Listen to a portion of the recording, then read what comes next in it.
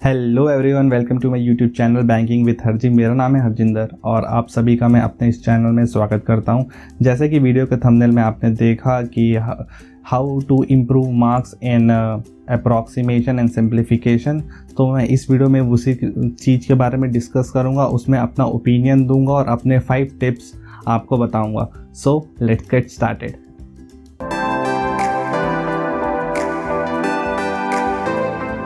So the first tip तो ये आती है कि आपकी कैलकुलेशन स्पीड कैसी है। अब कैलकुलेशन स्पीड कैसे डेवलप होगी सिंप्लीफिकेशन अप्रॉक्सीमेशन के क्वेश्चंस को सॉल्व करने के लिए। First important tip is tables. तो आपको टेबल्स याद होने चाहिए। टेबल्स लोग रिकमेंड करते हैं 1 to 30। अगर आपको 1 to 30 अगर याद है so it's well and good, अगर आपको 1 to 30 याद है। लेकिन आई वुड रिकमेंड कि अगर आपको याद नहीं है तो अगर आप 1 to 20 तक के टेबल भी अगर लर्न कर लेते हैं एंड तो वो आपके लिए बहुत ही बेनिफिशियल रहेगा। अगर 1 to 20 में भी आपको लर्न करने में दिक्कत जा रही है तो इट्स नेसेसरी कि आप 1 to 12 तक के टेबल्स याद कर लें। Then try to remember the tables of the prime number वाले टेबल्स आपको याद होने चाहिए। जैसे उसमें आते 13, 17, 19, तो इसके आपके 20 के पहले के कवर हो गए। अगर आप 20, मैं जो रिकमेंड करता हूँ, अगर आप 20 के बाद जैसे कि 23 एंड 29 के टेबल्स भी याद कर लेते हैं so it's well and good.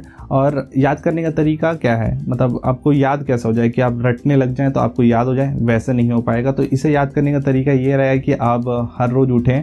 If you are morning person या if you are night person, जो भी आप करते हैं, फर्स्ट थिंग कि आप जब भी आप सो के उठते हैं, जिस समय भी आप सो के उठते हैं, आप पास 5 मिनट में उस आपको वहाँ 10-12 तक के टेबल नहीं, जो टेबल जो मैंने आपको बताए हैं 13, 17 एंड 19, 23, 29, इन सब के टेबल्स आप लिख लें, जिससे कि आपको याद करने मतलब आप रिमेंबर कर पाएंगे। इंपॉर्टेंट कब आता है जब टेबल्स, जैसे कि प्राइम नंबर्स वाले टेबल अगर 30 के पहले आप पूरे कंप्लीट कर लेते हैं। सपोज जैसे आता है 13 into 7 इज़ 91। तो जब डिवीजन में, जब न्यूमरेटर डिनोमिनेटर में जहाँ पर आप कुछ कैंसिल करना होता है, जब न्यूमरेटर एंड डिनोमिनेटर में, सो अगर आप वो नहीं कर, आपको टेबल याद नहीं है तो आप नहीं कर पाएंगे। तो आप कोशिश कीजिएगा जैसे कि आपको याद ये भी मतलब कि 17 7 कितना होता है 119, 7 एंड जैसे 19 7 133, ये सब बहुत इंपॉर्टेंट कर जाता है। ये आपको मल्टीप्लिकेशन, अब जब आप न्यूमरेटर डिनोमिनेटर से कुछ कैंसिल कर रहे हैं तो होते हैं, तो ये आपका बहुत वर्क करता है। तो आई वुड रिकमेंड 1 से 20 तक का टेबल मस्ट याद कर लीजिए। अगर इसमें भी दिक्कत जा रही है तो 1 to 12 तक को कीजिए और प्राइम नंबर जो जितने भी हैं उनके टेबल्स रिमेंबर कर सकें। एंड द सेकेंड टिप आ जाती है आपकी स्क्वायर्स एंड क्यूब्स में। स्क्वायर एंड क्यूब, अब ये दोनों अलग अलग हैं लेकिन मैं इसको एक में मर्ज कर रहा हूँ।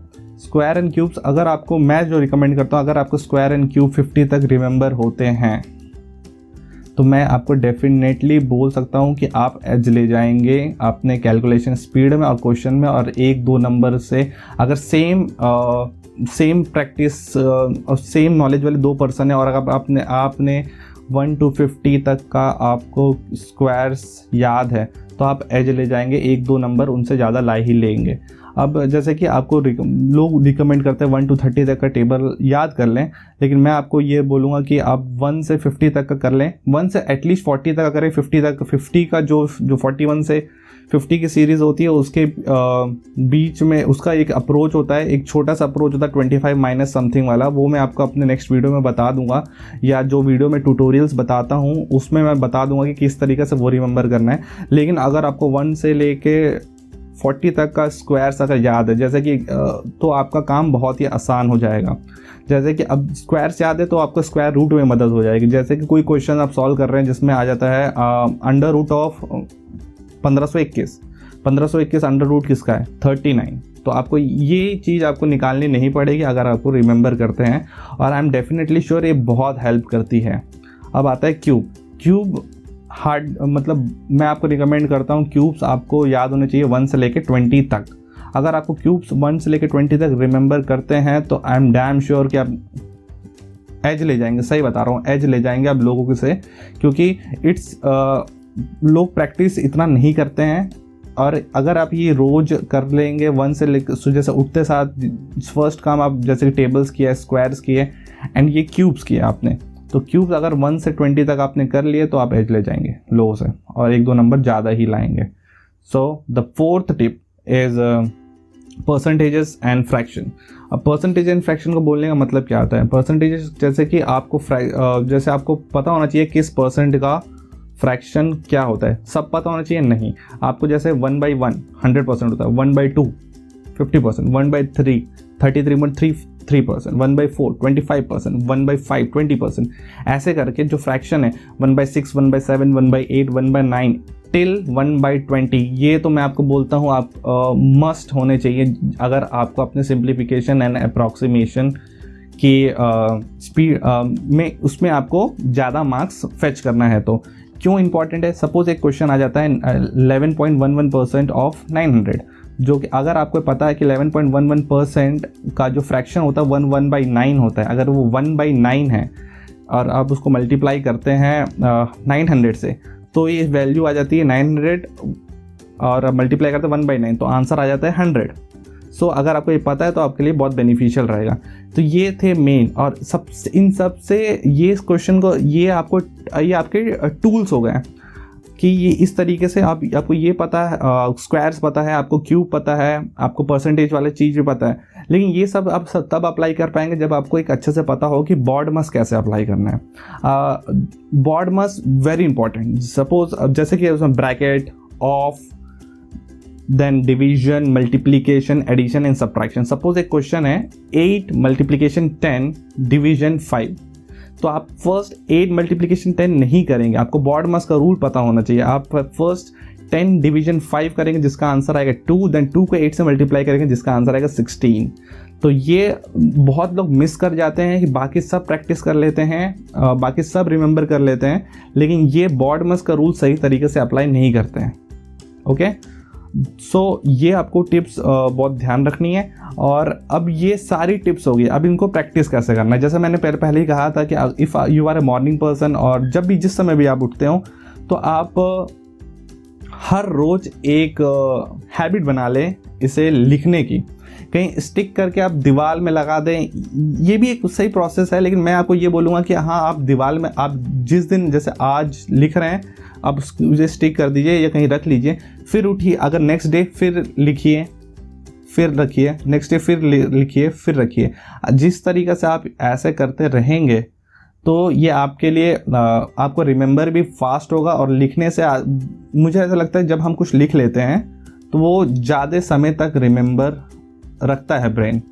ओके, ये एक बहुत इंपॉर्टेंट चीज़ हो चुकी है। अब क्वेश्चंस करने, अब सिंप्लीफिकेशन, अब ये सारी चीज़ होगी, अब क्वेश्चंस करने। एटलीस्ट एक दिन में आप 20 क्वेश्चंस तो करें। अब ऐसे नहीं कि आप एक दिन के अंदर आप 100 क्वेश्चंस कर रहे हैं और बाकी सब टॉपिक में ध्यान नहीं दे रहे हैं। ये 5 नंबर का आता है फॉर द PO एग्जामिनेशन, और 10 नंबर का आता है फॉर द क्लरिकल एग्जामिनेशन और असिस्टेंट एग्जामिनेशन।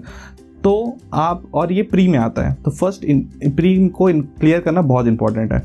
सो आपको क्या करना है कि 20 क्वेश्चंस करने हैं।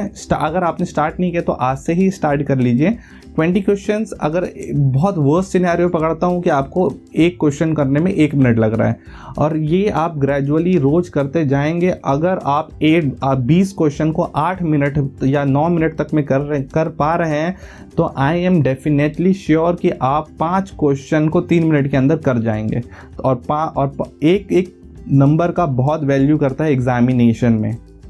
सो दीज ऑल आर टिप्स, और किस तरीके से आपको अप्लाई करना है। एटलीस्ट 20 क्वेश्चन करें। आप क्वेश्चन कहाँ से मिलेंगे? There are many digital platforms like bankers Adda, Gradeup, Oliveboard. किसी के भी प्लेटफॉर्म में जाइए, उनके वेबसाइट पर जाइए, वहाँ पर क्वेश्चंस पड़े हुए हैं। अब एक क्वेश्चन को करने के पीछे काफ़ी समय मत लगा दीजिए, या नंबर ऑफ क्वेश्चन क्वांटिटी ज़्यादा करने लग गए हैं।